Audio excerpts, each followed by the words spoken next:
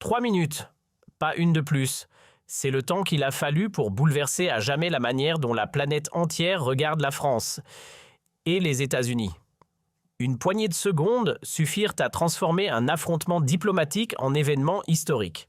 À la tribune du G20, Donald Trump venait tout juste de livrer son assaut verbal aussi frontal que calculé contre Sébastien Lecornu. Convaincu d'avoir écrasé son homologue français sans appel, il savourait sa victoire avec ce rictus suffisant, celui-là même qui avait cimenté sa notoriété mondiale, persuadé que le Français allait s'excuser ou se taire comme tous les autres dirigeants européens avant lui. Les conseillers de Trump souriaient, déjà pensant que leur patron venait de marquer un point décisif contre l'Europe affaiblie. Mais ce qui s'est passé ensuite a dépassé toutes les attentes et changé le cours de l'histoire diplomatique moderne. Lecornu s'est levé lentement avec cette élégance française qui contrastait si fortement avec la brutalité américaine. Il a regardé Trump droit dans les yeux, sans ciller, sans trembler, et a prononcé des mots qui ont fait trembler la salle et provoqué l'une des plus grandes humiliations diplomatiques de l'histoire moderne. Ce n'était pas une simple réponse politique, ce n'était pas une défense maladroite ou une contre-attaque désespérée. C'était quelque chose de bien plus puissant. Le moment où la France a rappelé au monde entier qu'elle ne se laisse intimider par personne, pas même par le président des États-Unis. En 3 minutes, un homme de 39 ans allait réussir ce que des décennies de diplomatie européenne n'avaient jamais accompli, faire taire Donald Trump et restaurer le respect pour la voix française dans le concert des nations. Et pour comprendre l'ampleur de ce qui s'est passé ce jour-là, 3 minutes, pas une de plus. C'est le temps qu'il a fallu pour bouleverser à jamais la manière dont la planète entière regarde la France et les États-Unis. Une poignée de secondes suffirent à transformer un affrontement diplomatique en événement historique. À la tribune du G20, Donald Trump venait tout juste de livrer son assaut verbal aussi frontal que calculé contre Sébastien Lecornu. Convaincu d'avoir écrasé son homologue français sans appel, il savourait sa victoire avec ce rictus suffisant, celui-là même qui avait cimenté sa notoriété mondiale, persuadé que le Français allait s'excuser ou se taire comme tous les autres dirigeants européens avant lui. Les conseillers de Trump souriaient, déjà pensant que leur patron venait de marquer un point décisif contre l'Europe affaiblie. Mais ce qui s'est passé ensuite a dépassé toutes les attentes et changé le cours de l'histoire diplomatique moderne. Lecornu s'est levé lentement avec cette élégance française qui contrastait si fortement avec la brutalité américaine. Il a regardé Trump droit dans les yeux, sans ciller, sans trembler, et a prononcé des mots qui ont fait trembler la salle et provoqué l'une des plus grandes humiliations diplomatiques de l'histoire moderne. Ce n'était pas une simple réponse politique, ce n'était pas une défense maladroite ou une contre-attaque désespérée. C'était quelque chose de bien plus puissant.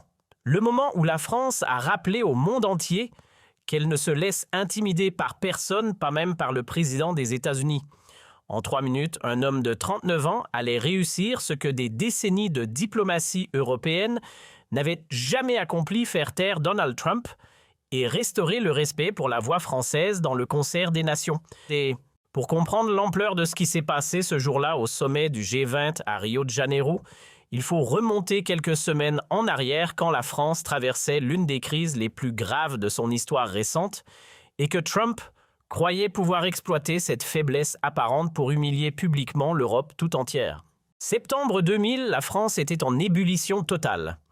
Les manifestations, véritables blocus, paralysaient non seulement Paris mais toutes les grandes villes du pays.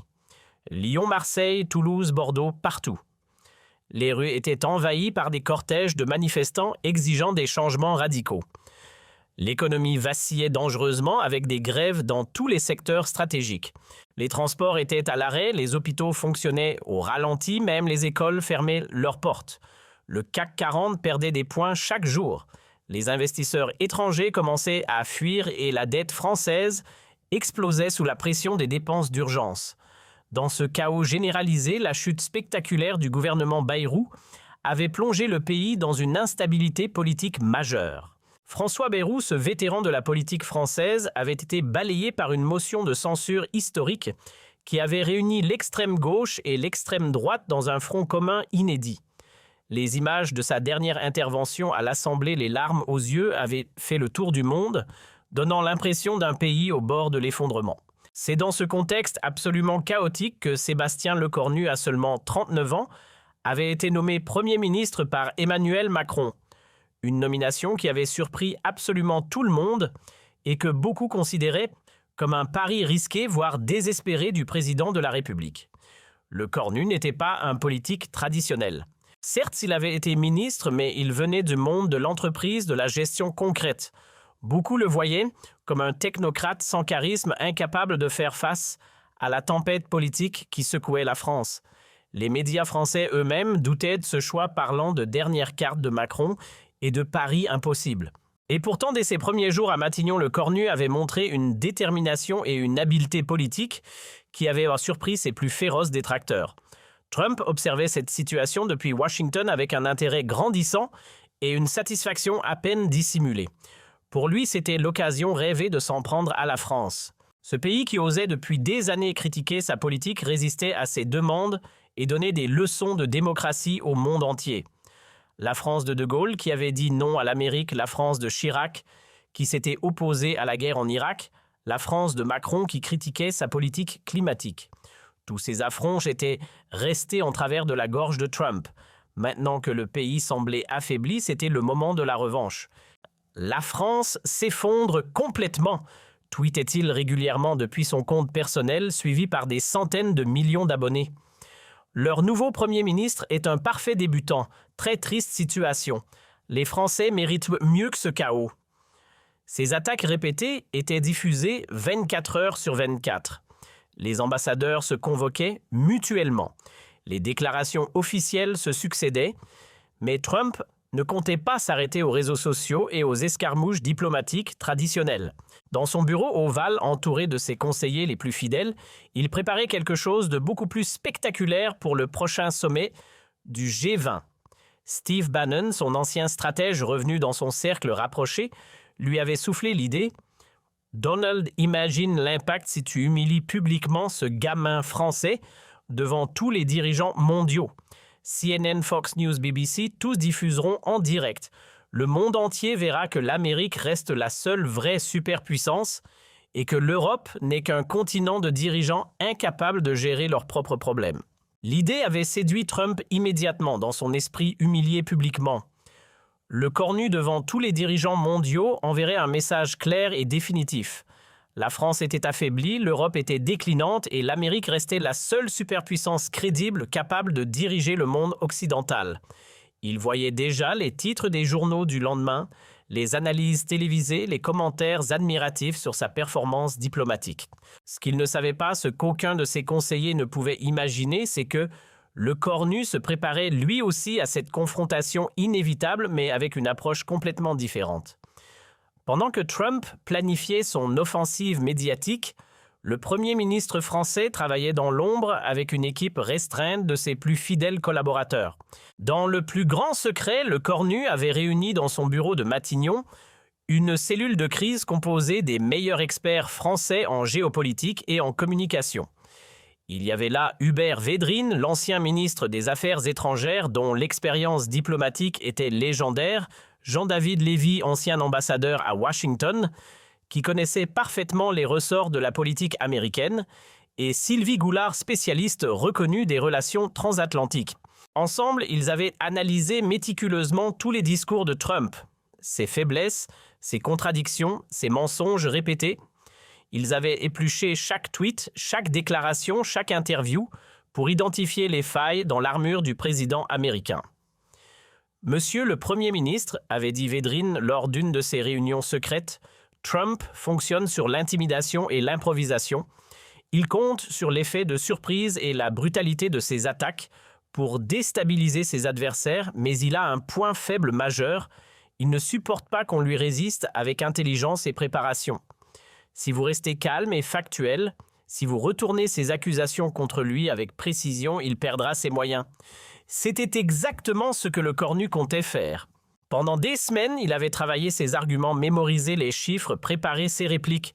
Il savait que cette confrontation aurait lieu et il était déterminé à ce qu'elle tourne à l'avantage de la France. Mais plus que de la technique, c'était une question de fierté nationale et de dignité républicaine. Le Premier ministre français ne pouvait pas laisser passer les humiliations répétées de Trump sans réagir fermement. Les enjeux étaient énorme guerre en Ukraine, crise économique mondiale, tensions commerciales. Mais tous les regards étaient rivés sur la potentielle confrontation entre Trump et le cornu. Les journalistes du monde entier avaient fait le déplacement sentant qu'il allait se passer quelque chose d'exceptionnel.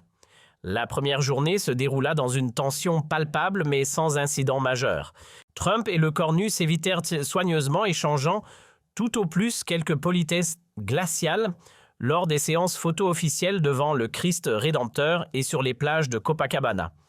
Les photographes internationaux mitraillaient chaque regard, chaque geste, chaque expression de visage à la recherche du moindre signe de tension entre les deux hommes. Quand ils se trouvaient dans la même pièce, l'atmosphère devenait électrique. Les autres dirigeants le sentaient et adaptaient leur comportement en conséquence. Angela Merkel, dans ses derniers mois de mandat, observait la situation avec l'œil expert de quelqu'un qui avait elle-même affronté Trump pendant 4 ans. Emmanuel Macron, officiellement présent mais politiquement affaibli par la crise française, assistait en spectateur à cette montée des tensions entre son Premier ministre et le président américain. Le président chinois Xi Jinping et le président russe Vladimir Poutine, habitués eux aussi aux provocations trompiennes, regardaient cette situation avec un intérêt amusé, se demandant si l'Europe allait enfin trouver en le cornu le leader capable de tenir tête à l'Amérique. Mais le deuxième jour, lors de la session matinale consacrée à la sécurité internationale et aux questions de défense collective, particulièrement centrée sur l'OTAN et la situation ukrainienne, Trump décida qu'il était temps de passer à l'offensive. Il avait choisi ce moment précisément parce que le sujet permettait de critiquer ouvertement la position française sur l'Ukraine et l'OTAN, des dossiers sur lesquels il pensait pouvoir facilement déstabiliser et humilier le Premier ministre français devant tous les dirigeants mondiaux. Dans l'esprit de Trump, c'était le terrain parfait pour montrer la supériorité américaine et l'inconsistance européenne.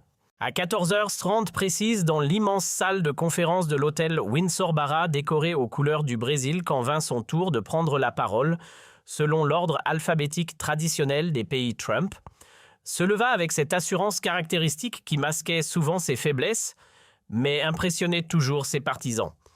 Il portait ce jour-là son costume bleu marine habituel, sa cravate rouge signature, et affichait ce sourire carnassier qu'il réservait généralement à ses adversaires politiques les plus détestés.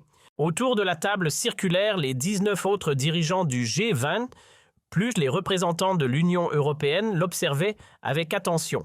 Chacun savait que Trump n'était jamais aussi dangereux que quand il se sentait en position de force et qu'il flairait la faiblesse chez un adversaire. Il commença par les généralités habituelles sur la nécessité absolue de l'unité occidentale face aux menaces multiples qui pesaient sur le monde libre. Puis, progressivement, comme à son habitude quand il voulait porter un coup fatal, son discours devint plus agressif, plus personnel, plus ciblé. Sa voix prit cette intonation particulière à la fois méprisante et théâtrale qu'il utilisait dans ses meetings de campagne pour ridiculiser ses adversaires devant ses supporters en délire. Certains de nos alliés européens, commença-t-il en regardant directement le cornu, semblent avoir oublié ce que signifie vraiment l'engagement envers l'OTAN et la défense de la démocratie. L'attaque était à peine voilée. Tout le monde dans la salle comprit qu'il parlait de la France. Nous voyons des pays qui hésitent à soutenir pleinement l'Ukraine, qui tergiversent sur les livraisons d'armes, qui préfèrent la diplomatie molle à l'action ferme. Sa voix se durcit. Et pendant ce temps, leurs gouvernements s'effondrent, leurs économies vacillent et leurs citoyens descendent dans la rue parce qu'ils n'ont plus confiance en leurs dirigeants. C'était un coup direct contre le cornu et la situation française. Trump continuait de plus en plus à l'aise. Comment peut-on faire confiance à des partenaires qui ne savent même pas maintenir l'ordre chez eux? Comment peut-on compter sur des leaders qui changent tous les 6 mois? Il marqua une pause théâtrale, savourant l'effet de ces mots. L'Amérique a toujours été là pour défendre la liberté. Nous avons libéré l'Europe en 1944. Nous l'avons protégée pendant la guerre froide et aujourd'hui, encore nous portons le fardeau principal de la défense occidentale. Pendant que d'autres parlent, nous agissons. Le message était clair, les États-Unis n'étaient pas les vrais leaders. La France n'était qu'un partenaire de second plan en pleine déliquescence. Trump pensait avoir marqué un point décisif. Il s'assit avec un sourire satisfait, certain d'avoir mis le cornu dans l'embarras devant tous les dirigeants mondiaux. Dans la salle, on pouvait sentir la tension. Les autres leaders ne savaient pas où regarder. Certains semblaient gênés par la brutalité de l'attaque. D'autres attendaient, avec curiosité, la réaction française. Le cornu lui était resté parfaitement immobile pendant tout le discours de Trump. Son visage ne trahissait aucune émotion, aucune colère, aucune surprise. Il prenait des notes, l'air concentré, presque indifférent aux provocations américaines. Cette attitude déconcerta Trump qui s'attendait à voir le Premier ministre français se troubler ou se défendre maladroitement. Quand le modérateur demanda s'il y avait des réponses aux points soulevés, le cornu leva calmement la main. « Monsieur le Président Trump », commença-t-il d'une voix posée, « je vous remercie pour cette intéressante leçon d'histoire américaine. Permettez-moi de vous en donner une en retour. » Trump fronça les sourcils. Ce n'était pas le ton qu'il attendait. Le cornu ne semblait ni intimidé ni sur la défensive. Au contraire, il y avait dans sa voix une assurance tranquille qui commençait à inquiéter le président américain. « Vous parlez de 1944 et de la libération de l'Europe », poursuivit le cornu en se levant lentement. « C'est une référence que vous aimez beaucoup utiliser. Permettez-moi de vous rafraîchir la mémoire sur quelques détails que vous semblez avoir oubliés. » Il marqua une pause, laissant le silence s'installer. En 1944, M. Trump, les États-Unis sont effectivement intervenus en Europe. Mais savez-vous quand exactement? En juin 1940. La guerre avait commencé en septembre 1939. Cela fait, laissez-moi calculer, presque 5 ans pendant lesquels l'Amérique regardait l'Europe brûler. Le ton restait courtois, mais chaque mot portait. Pendant ces 5 années, Monsieur Trump, savez-vous qui résistait déjà à la France? Savez-vous qui se battait dans les colonies africaines? Savez-vous qui organisait la résistance depuis Londres, la France? Trump commençait à s'agiter sur sa chaise. Cette leçon d'histoire ne se déroulait pas comme prévu. Vous parlez de fardeau de la défense occidentale, continua le cornu imperturbablement. Parlons-en du fardeau. Savez-vous quel pays européen consacre le plus gros pourcentage de son produit intérieur brut à l'aide militaire à l'Ukraine? Ce n'est pas l'Allemagne, ce n'est pas l'Italie, c'est la France. Il sortit quelques notes de sa poche. 2,1% de notre produit intérieur brut en aide militaire directe à l'Ukraine, les États-Unis 1,7%, qui porte vraiment le fardeau, Monsieur Trump. La salle était maintenant suspendue aux lèvres de Le Cornu, même les traducteurs semblaient captivés par cet échange extraordinaire. « Vous vous moquez de nos gouvernements qui changent. » Le cornu sourit légèrement. « Permettez-moi de vous rappeler qu'en démocratie, les gouvernements changent. Quand le peuple le souhaite, c'est ce qu'on appelle l'alternance démocratique. Vous devriez essayer, c'est assez rafraîchissant. » Le coup était rude. Trump rougissait visiblement. « Mais puisque vous aimez parler de stabilité, poursuivit le cornu, parlons de la stabilité américaine. Combien d'investigations judiciaires à votre encontre en ce moment? Combien de procès? La France est-elle vraiment le pays le moins stable dans cette salle? Trump tenta d'intervenir. C'est du fake news, c'est... Mais le cornu l'interrompit poliment mais fermement. Monsieur Trump, vous avez eu votre temps de parole, permettez-moi de finir. L'autorité tranquille du Premier ministre français impressionna toute l'Assemblée. Vous nous reprochez de ne pas soutenir assez l'Ukraine. Le cornu haussa légèrement le ton. La France a livré des chars Leclerc. Quand l'Amérique hésitait encore, la France a formé 7000 soldats ukrainiens sur son sol. La France a accueilli 200 000 réfugiés ukrainiens. Et vous, Monsieur Trump, qu'avez-vous fait exactement pour l'Ukraine ces derniers mois, à part critiquer vos alliés? Le silence dans la salle était maintenant total. Trump semblait chercher ses mots, ce qui était rare pour lui. Mais le plus fascinant dans votre intervention, continua le cornu avec un calme olympien, c'est cette obsession américaine de toujours donner des leçons à tout le monde. Vous nous expliquez comment diriger nos pays, comment faire de la diplomatie, comment défendre nos valeurs. Permettez-moi une question simple qui vous a donné cette autorité morale. Trump essaya de répondre « L'Amérique est le leader du monde libre ». Le leader du monde libre, le cornu l'interrompit avec un sourire ironique. celui qui a menacé de sortir de l'organisation du traité de l'Atlantique Nord, celui qui a retiré ses troupes d'Afghanistan en abandonnant ses alliés, celui qui impose des droits de douane à ses propres partenaires. Quelle époque extraordinaire! Les autres dirigeants échangeaient des regards stupéfaits. Jamais ils n'avaient vu quelqu'un tenir tête à Trump avec une telle élégance et une telle efficacité. Mais vous savez quoi, monsieur Trump? Le cornu se pencha légèrement vers l'avant. La vraie différence entre nous, ce n'est pas l'histoire, ce n'est pas la puissance militaire, ce n'est même pas l'économie. La vraie différence, c'est le respect. Il marqua une nouvelle pause, laissant ses mots résonner. La France respecte ses alliés, la France ne menace pas ses partenaires. La France ne fait pas de chantage à ses amis, la France ne fait pas de Twitter la base de sa diplomatie. Trump était livide. Il tenta un dernier assaut. La France est finie, votre économie s'effondre, vos villes brûlent. Nos villes brûlent, le cornu éclata d'un rire franc. Monsieur Trump, avez-vous regardé les images de vos propres villes américaines récemment? Detroit, Baltimore, San Francisco? Parlons-nous vraiment de villes qui brûlent? Il redevint sérieux. Mais surtout, monsieur Trump, vous confondez la démocratie avec l'effondrement. Quand les Français manifestent, c'est parce qu'ils ont encore confiance en leur démocratie pour changer les choses. Quand les Américains manifestent, c'est souvent parce qu'ils n'ont plus confiance en rien. Et là, Trump porta le coup final, celui qui allait marquer l'histoire de cette confrontation, mais pas du tout comme il l'espérait. Vous voulez savoir quelle est la vraie force de la France, monsieur Trump? Sa voix se fit plus grave, plus solennelle, chargée de toute l'histoire et la dignité de la République française.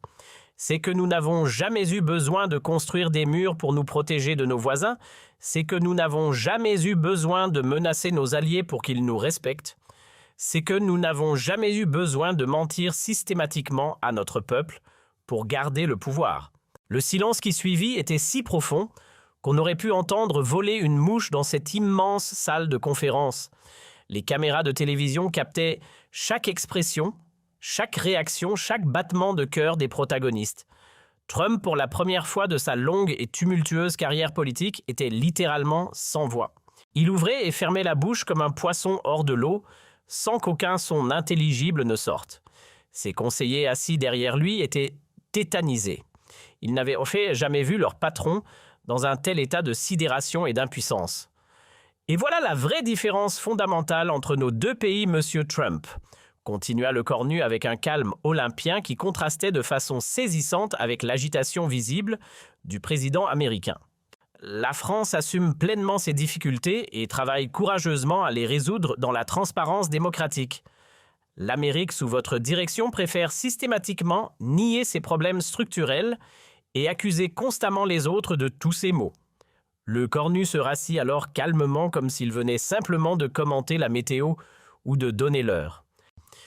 J'espère sincèrement que cette petite leçon d'histoire contemporaine et de diplomatie élémentaire vous aura été utile, monsieur Trump. Nous pouvons maintenant revenir aux vrais sujets importants qui intéressent concrètement nos peuples et l'avenir de la planète. L'effet fut absolument immédiat et spectaculaire au-delà de toutes les espérances. Tout le monde dans cette salle historique réalisait qu'il venait d'assister à quelque chose d'absolument exceptionnel et de probablement unique dans les annales de la diplomatie internationale. Un homme de 39 ans, Premier ministre d'un pays traversant une crise majeure, venait de donner une leçon magistrale et définitive au président des États-Unis, devant tous les dirigeants les plus puissants du monde. Et le plus impressionnant dans cette performance éblouissante, c'est qu'il l'avait fait avec une classe, une intelligence, une élégance et une précision qui forçaient le respect et l'admiration même de la part de ceux qui n'aimaient pas particulièrement la France ou sa politique. Les réactions dans la salle ne se firent pas attendre une seule seconde. Le président ukrainien Volodymyr Zelensky, qui avait écouté cet échange extraordinaire avec une attention passionnée, fut le tout premier à réagir. Il se leva lentement de sa chaise et commença à applaudir d'abord doucement, puis de plus en plus fort, avec une solennité et une gravité qui montraient à quel point il était impressionné par la performance du Premier ministre français. Son applaudissement n'était pas de la simple politesse diplomatique, c'était un hommage sincère à un homme qui venait de défendre avec brio les valeurs démocratiques et la dignité européenne. Puis le Premier ministre canadien Justin Trudeau se joignit immédiatement à lui, suivi presque instantanément par la chancelière allemande Angela Merkel, qui, malgré ses relations parfois compliquées avec la France, ne pouvait qu'admirer la maîtrise diplomatique dont elle venait d'être témoin. En quelques secondes seulement, c'était un véritable raz-de-marée d'applaudissements qui déferlait dans la salle. Tous les dirigeants présents, à l'exception notable de Trump, lui-même et de quelques rares alliés traditionnels et inconditionnels des États-Unis, applaudirent le Premier ministre français avec un enthousiasme et une sincérité qui n'avaient rien de protocolaire. Même Vladimir Poutine et Xi Jinping, pourtant peu enclins aux démonstrations d'émotion publique, esquissèrent des sourires approbateurs. C'était un moment historique. L'Europe venait de retrouver sa voix face à l'Amérique trumpiste. Trump, rouge de colère et d'humiliation, comme jamais personne ne l'avait vu auparavant, quitta précipitamment la salle sans un mot, sans un regard, sans même essayer de sauver la face par une dernière réplique. Ses conseillers les plus proches, visiblement paniqués par cette débâcle diplomatique sans précédent, tentèrent de le rattraper dans les couloirs en murmurant des excuses embarrassées aux autres délégations et en promettant que le président était simplement fatigué par le décalage horaire. Mais personne n'était dupe. Le mal était fait et il était irréparable. Pour la première fois de sa tumultueuse carrière politique, Donald Trump venait d'être publiquement et spectaculairement humilié par un dirigeant étranger, et ce, dans les conditions les plus officielles et les plus médiatisées qui soient. Dans les heures qui suivirent immédiatement cet échange historique, l'onde de choc se propagea à la vitesse de l'éclair dans le monde entier.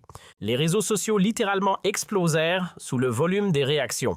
Le mot dièse, le cornu Destroy Trump, devint tendance mondiale numéro 1 en moins de 2 heures, seulement battant tous les records de viralité jamais enregistrés sur Twitter, Facebook, Instagram et TikTok. Les vidéos de l'échange filmées sous tous les angles par les caméras officielles du G20 et les journalistes présents furent vues et partagées des centaines de millions de fois. En quelques heures sur YouTube, la séquence complète atteignit 500 millions de vues en 24 heures. Un record absolu pour un contenu politique. Les médias du monde entier, de CNN à la BBC, de France 24, à Deutsche Welle, de NHK à Al Jazeera, parlaient unanimement de la réponse française qui a marqué l'histoire et de l'humiliation diplomatique du siècle.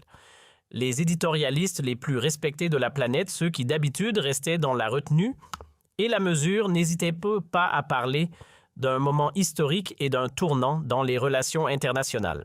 Le monde entier parlait de la réponse française qui a marqué l'histoire et de l'humiliation diplomatique du siècle. En France particulièrement, l'effet fut immédiat et d'une puissance inouïe. Dans un pays qui traversait depuis des mois sa pire crise politique et sociale depuis mai 1968, l'impact des 3 minutes de Le Cornu fut littéralement révolutionnaire. Les manifestations cessèrent brutalement et spontanément dans toutes les villes du pays. À Paris, les leaders syndicaux eux-mêmes appelèrent à la suspension immédiate de tous les mouvements de grève. Philippe Martinez de la Confédération générale du travail, pourtant habitué à critiquer tous les gouvernements sans exception, déclara devant les caméras « Nous suspendons immédiatement et inconditionnellement tous nos mouvements sociaux. Monsieur Le Cornu vient de redonner sa dignité et sa fierté à la France. Nous ne pouvons que saluer ce moment historique. » Laurent Berger de la Confédération française démocratique du travail d'ordinaire plus modéré fut encore plus explicite. Ce que nous venons de voir dépasse toutes les considérations politiques partisanes. Un homme de 39 ans vient de rappeler au monde entier ce que signifie être français. Nous sommes fiers de notre Premier ministre. Pour la première fois depuis des mois interminables, les Français de toute tendance politique, de toute classe sociale, de toute génération, étaient miraculeusement unis derrière leurs dirigeants. L'union sacrée était de retour comme au plus grand moment de l'histoire nationale. Dans les cafés, dans les bureaux, dans les écoles, dans les usines, partout, on ne parlait que de ces 3 minutes extraordinaires qui avaient redonné son prestige à la France. Les sondages de popularité de Le Cornu explosèrent, littéralement tous les compteurs 89%, d'opinion favorable en 48 heures, du jamais vu sous la République, dépassant même les records historiques de De Gaulle après le putsch des généraux ou de Chirac après son opposition à la guerre en Irak. Mais ce qui était encore plus remarquable, c'est que même les opposants politiques les plus féroces et les plus systématiques de Le Cornu, ceux qui le critiquaient depuis sa nomination, reconnurent publiquement qu'il avait rendu sa dignité à la France et restauré son prestige international. Marine Le Pen elle-même, pourtant jamais avare de critiques envers les gouvernements en place, déclara sur France « Même si nous avons des désaccords profonds, sur de nombreux sujets de politique intérieure, je dois reconnaître que M. Le Cornu a honoré la France face à l'arrogance américaine. C'est tout à son honneur et au nôtre. Jean-Luc Mélenchon, l'éternel opposant, fut encore plus élogieux. Voilà ce que j'appelle défendre la souveraineté française. Le Cornu a montré ce que doit être la voix de la France dans le monde. Chapeau. Même Éric Zemmour, d'ordinaire si critique envers tout ce qui venait du pouvoir en place, salua un moment de grandeur française. Le lendemain de cette confrontation historique, Trump, incapable d'accepter sa défaite et son humiliation publique, tenta désespérément de reprendre la main et de sauver sa réputation par ce qu'il savait faire de mieux, une contre-offensive sur les réseaux sociaux. Dès 5h30 du matin, heure de Washington, il lança une série de tweets rageurs et de plus en plus délirants qui ne firent qu'aggraver considérablement sa situation déjà catastrophique. Le Cornu est un raté total, un amateur complet. La France s'effondre complètement sous sa direction. Personne ne respecte ce petit pays fini. Très triste situation. Les Français méritent un vrai leader, pas ce gamin incompétent. L'Amérique reste le leader du monde libre, information mensongère partout sur moi. Mais chaque tweet, au lieu de restaurer son image, ne faisait qu'aggraver son humiliation de façon exponentielle. Les réponses étaient absolument impitoyables et d'une créativité cruelle, reprenant systématiquement les meilleures phrases de Le Cornu pour ridiculiser encore plus le président américain. Emmanuel Macron répondit même personnellement « Monsieur Trump, quand on vient d'être magistralement remis à sa place par notre Premier ministre, le silence est d'or. Apprenez la leçon. » Cette réponse du président français fut partagée 15 millions de fois en quelques heures. Plus Trump s'agitait sur Twitter, plus il confirmait l'image du leader impulsif, incontrôlable et indigne que Le Cornu avait magistralement dressé de lui devant le monde entier. Ses propres conseillers en communication, paniqués par cette spirale autodestructrice, tentèrent en vain de lui confisquer son téléphone et de le convaincre de se taire. Mais Trump, dans sa fureur et son dépit, était devenu incontrôlable. Une semaine plus tard, lors d'une interview exclusive accordée à CNN et diffusée en prime time dans le monde entier, le journaliste Anderson Cooper demanda directement à Le Cornu ce qu'il avait ressenti pendant cet échange historique qui avait marqué à jamais les relations internationales. « Vous savez, Anderson, répondit-il avec ce sourire tranquille et cette élégance naturelle qui était devenue sa marque de fabrique internationale. J'ai simplement dit la vérité, rien de plus, rien de moins. Et parfois, la vérité fait mal à entendre, mais c'est absolument nécessaire. Aïe, on ne peut pas laisser l'approximation, le mensonge et l'arrogance dicter les relations entre nations démocratiques. Mais regrettez-vous la dureté de vos propos envers le président américain ?»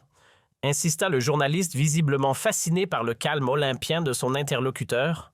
« Non, absolument pas, » répondit Le Cornu sans la moindre hésitation et avec une fermeté qui impressionna les téléspectateurs du monde entier. On ne doit pas laisser quelqu'un insulter et humilier son pays sans réagir fermement. La France mérite le respect, et si certains dirigeants l'oublient, nous sommes là pour le leur rappeler avec la force et la clarté nécessaires. C'est notre devoir de représentant du peuple français. Cette interview fut vue par plus de 500 millions de personnes dans le monde entier, battant tous les records d'audience pour un contenu politique international. Le Cornu était officiellement devenu une star planétaire, le symbole d'une Europe qui n'avait plus peur de tenir tête à l'Amérique trumpiste et de défendre ses valeurs avec fierté et détermination. Dans les universités du monde entier de Harvard à Oxford, de la Sorbonne à Tokyo, les étudiants étudiaient déjà cet échange comme un cas d'école de communication politique et de diplomatie moderne. 6 mois plus tard, quand des instituts de sondage internationaux demandèrent à des étudiants de 50 pays différents de citer le discours politique qui les avait le plus marqués au cours de l'année écoulée, 73% mentionnèrent spontanément la réponse de Le Cornu à Trump au G20 de Rio. Le Premier ministre français était définitivement entré dans l'histoire en seulement 3 minutes, prouvant au monde entier qu'avec de l'intelligence, du courage, de la préparation et une connaissance parfaite de ses dossiers, On peut changer la donne face aux plus puissants et renverser tous les rapports de force établis. L'impact géopolitique de ces 3 minutes dépassa toutes les prévisions et analyses des experts internationaux. L'Union européenne, qui traversait depuis des années une crise de leadership et de crédibilité face aux États-Unis, retrouva soudainement une voix forte et respectée sur la scène internationale. Angela Merkel, qui préparait son départ de la chancellerie allemande, déclara publiquement que la France avait redonné sa fierté à l'Europe tout entière. Ursula von der Leyen, présidente de la Commission européenne, saluait un moment historique pour la souveraineté européenne. Même des dirigeants de pays traditionnellement pro-américains comme le Premier ministre britannique ou le président polonais rendirent hommage au courage et à la dignité du Premier ministre français. Cette reconnaissance internationale unanime eut des conséquences diplomatiques concrètes et durables. Dans les mois qui suivirent, la France retrouva une influence internationale qu'elle n'avait plus connue depuis des décennies. Les invitations officielles affluèrent du monde entier. Le président chinois Xi Jinping invita personnellement le Cornu à Pékin pour des consultations stratégiques au plus haut niveau. Le président russe Vladimir Poutine, malgré les tensions liées au conflit ukrainien, demanda un entretien privé avec l'homme qui a tenu tête à Trump. Même des pays africains habituellement plus proches des États-Unis sollicitèrent des rencontres bilatérales avec le Premier ministre français. Aujourd'hui, encore plus de 2 ans après cette confrontation légendaire, cet échange historique entre Le Cornu et Trump est systématiquement étudié dans toutes les écoles de diplomatie du monde entier comme l'exemple parfait de la façon dont un dirigeant intelligent et préparé peut défendre son pays avec dignité, efficacité et élégance face à un adversaire plus puissant militairement et économiquement. À l'École nationale d'administration à Sciences Po Paris, à la Kennedy School de Harvard, à la London School of Economics partout, les professeurs de relations internationales utilisent cette séquence vidéo comme cas d'étude de référence. Dans les manuels de communication politique les plus prestigieux, les 3 minutes de Le Cornu sont devenus un chapitre obligé intitulé « Comment renverser un rapport de force »